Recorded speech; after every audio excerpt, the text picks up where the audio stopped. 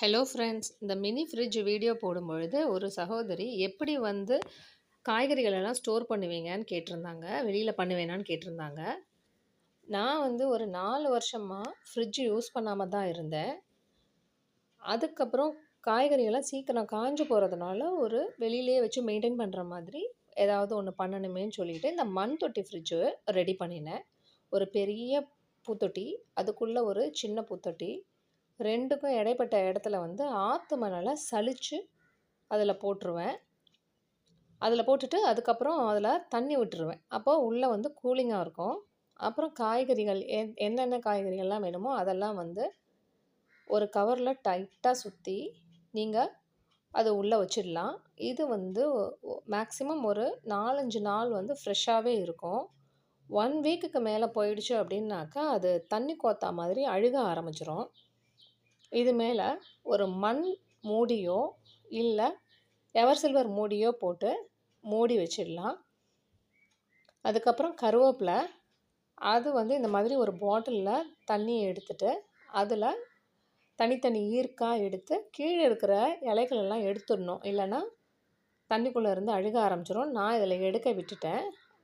அதனால் அப்படியே இப்போ உள்ளே வைக்கிறேன். இது வந்து ஒரு 2-3 டேஸ் வந்து நல்லா ஃப்ரெஷ்ஷாகவே இருக்கும்.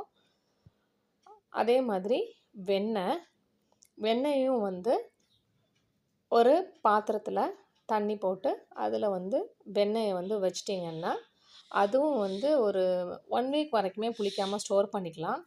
ஆனால் இந்த மாதிரி தண்ணிக்குள்ளே போடுற பொருள் எல்லாத்துக்குமே டெய்லி நம்ம வந்து தண்ணி மாற்றிட்டே இருக்கணும்.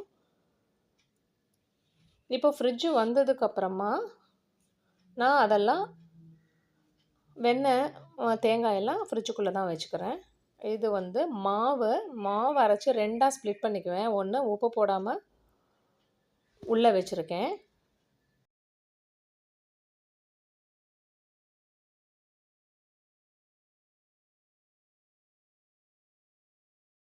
அப்புறம் ஃப்ரீசருக்குள்ளே பாலாடை, நெய் எடுக்கிறதுக்காக பாலாடை, நான்வெஜ் இறால்லாம் வந்து ஒரு பாக்ஸில் மசாலா போட்டு உள்ளே வச்சுருக்கேன்.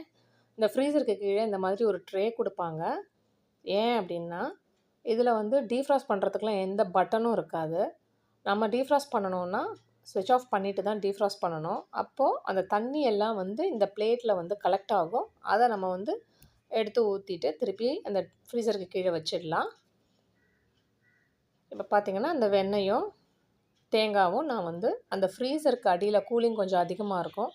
ஃப்ரீசருக்கு அடியில் ஸ்டோர் பண்ணி வைக்கிறேன்.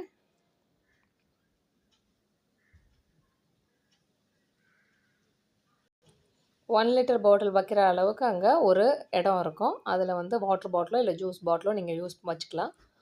கீழே இருக்கிற டப்பாவில் வந்து உப்பு போட்ட மாவு யூஸ் பண்ணிவிட்டு பேலன்ஸை கொண்டு வந்து வச்சுருக்கேன். கீழே கம்ப்ரஸர் இருக்கிறதுனால அந்த கம்பார்ட்மெண்ட்டு சின்னதாக தான் இருக்கும். ஸோ தயிரை உள்ளே வச்சுருக்கேன். இந்த மாதிரி முக்கியமான பொருளை மட்டும் உள்ளே வச்சுட்டு வெஜிடபிள்ஸ் எல்லாத்தையுமே வந்து நான் பழைய மாதிரி அந்த மண் தொட்டியில் தான் வந்து ஸ்டோர் பண்ணி வச்சுருக்கேன். பின்னாடி கம்ப்ரஸர் கொடுத்துருக்காங்க. இந்த வீடியோ உங்களுக்கு பயனுள்ளதாக இருக்கும்னு நினைக்கிறேன். Thank you friends.